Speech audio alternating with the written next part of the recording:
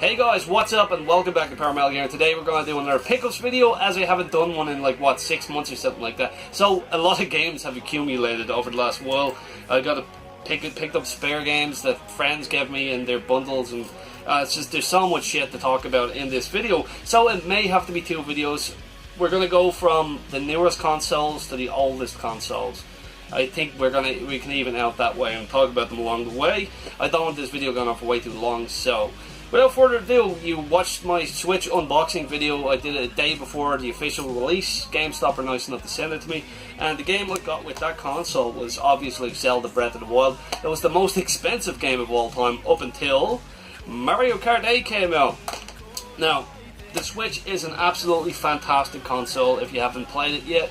It's incredible for its portability. The graphics look really nice on it, and it's good the way you can switch the controllers. Like if you don't have two proper controllers, you can just use the Joy-Cons and pass them over. Zelda was the first game I got, and I absolutely adored it. Played the shit out. I think I put about 100 hours into it. Finished the main story, but I haven't found all of the shrines and bollocks like that. And it's definitely the best Zelda of all time. It's completely different to every other Zelda. It's an open world, and you can do whatever fuck you want in it. It's awesome as hell. And Mario Kart 8 was basically a no-brainer for me because I missed out on Mario Kart on the Wii U. And I used to always play it at my friend's house, and I was like, fuck me, I love this game. Franchise loves Mario Kart as well. So it was definitely a no-brainer to get this game, and with all the DLC, new racers, and on a portable device, so you can play this sitting on the bus, or you can go down to the park and see who else has a Switch, and just do system link, and it's so cool, the possibilities. And Street Fighter 2 will be out soon on the Switch, so Street Fighter 2 Ultra Granddad Geriatric Edition. I think it's like a fucking 12th version of Street Fighter 2 we've got. But yeah, as a Street Fighter fan, I'm obviously going to pick that up. And a while ago I was there in CEX, and I picked up 3 Xbox One games.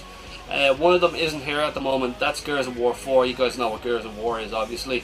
I finished the story on that. Absolutely loved it. I don't have gold on my Xbox One, so I never got the chance to try out the new Horde mode and the multiplayer, but I'm guessing they would be good because Gears of War is always fun online. So next one I picked up is a game called Quantum Break. I got it for like €20. I was going to pick it up when it came out, but I got so distracted by so many other games, and I absolutely love this game. I haven't finished it yet, but basically it's from the makers of Alan Wake and the original Max Payne, and it tells a really, really cool story. Your man Littlefinger from Game of Thrones is in it, and some other guys. And basically, you can turn time and freeze time, and Max Payne bullet time kind of shit. But yeah, you mess around with all time and stuff. It's a really, really good game. I had a lot of fun with it, but I will get back and finish it soon. And the next one is Halo 5. Halo 5 is first-person shooter. Obviously, I love the Halo games.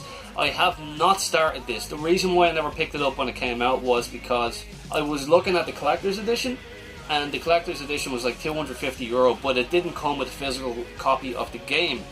And there was another reason what stopped me from buying it as well when it came out. There's no split screen. They took the split screen away. That's the most important thing of a Halo game. Growing up as a kid, playing Halo 1 and 2, you get friends over and you play split screen campaign or split screen, with all your friends in the same room, but it doesn't have it on Halo 5, and that really pissed me off, and that's why I didn't buy it. So I picked it up for really cheap, and I said, yeah, okay, I'll play the story on it. I don't know if I'll touch the multiplayer. Now, next on, we're moved on to PlayStation 4. Now, for the PlayStation 4, we got a couple of games here. There's 2 of them that are lent out at the moment, so we won't be talking about those. The first game on the list is a game called Horizon Zero Dawn. Now, this is an open world kind of action game where it's kind of set in post-apocalyptic kind of future.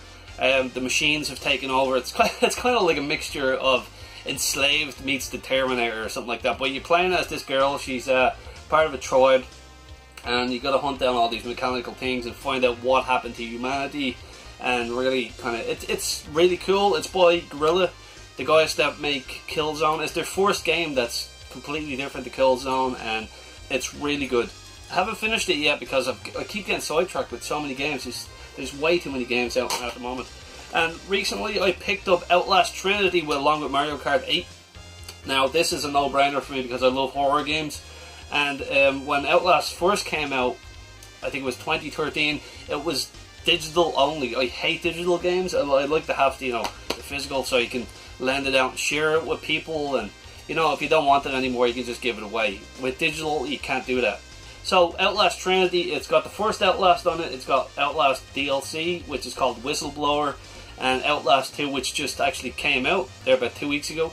So it's all three on one pack, and it was fucking definitely a no-brainer. And it wasn't full price, wasn't a full price game. So I picked it up. I finished the first Outlast. I streamed it twice here on my channel, and you guys probably watched it. It scared the shit out of myself. I'm not used to jump scares, and this game is actually a 2-disc set. So you get Outlast and Outlast Whistleblower, and the other disc is it's Outlast 2. I can't wait to start the second one. I just want to finish the Whistleblower DLC first of all, and then I'll move on to that. Now, I got the collector's edition of Resident Evil 7, and this game absolutely blew my balls off. It's completely, like, it's different. It has a different perspective of their other Resident Evil games. Usually it's over the shoulder or kind of, fixed camera, but now it's in first person, and it's really, really creepy. It's got the same elements of Resident Evil 1, it's got the chests, and it's got limited ammunition, and it's like set in like this old plantation house, and there's a crazy family living there, and you're looking for your girlfriend. She recently sends you a message, and you're going to out looking for her, and it's really, really, really creepy. Definitely recommend it if you haven't played it yet. You probably hear a lot about it already, but Resident Evil 7 is awesome. I got the collector's edition. I'll leave the link somewhere down below. You can watch that. Now, over Christmas, I got a Christmas present off a friend of mine, which is Darksiders War Bastard Edition. And, well, I got a voucher, so I went in and bought it, and it was like, woo!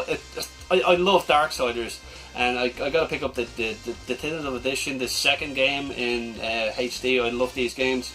And the third game is coming out soon. You've probably seen that big jizz fest that I did a while ago. And the next one, I got the collector's edition of this too, which is The Last Guardian. I actually haven't put a lot of time into this. I don't know why. It's just, there's so many games out. I'm so distracted. I really am. I know this is going to come in handy on one of those rainy days where I'm sitting down and I'm like, I want to play something that's going to blow my mind. It's not one of these kind of action games where you just kind of go in slashing. It's more, thinking, and the story, and really intrigues me. There's a collector's edition unboxing as well on this channel if you want to go look that out. It's good. Now, what else have we got here? We got Xbox 360 games, and I got most of these in CEX, and I got one off franchise because it was a double in his collection. The first on this is Lost Planet. I got it for like €2-3. I liked the first Lost Planet when it came out, but I didn't like the fact that you were constantly freezing to death. Like you're basically on your deathbed.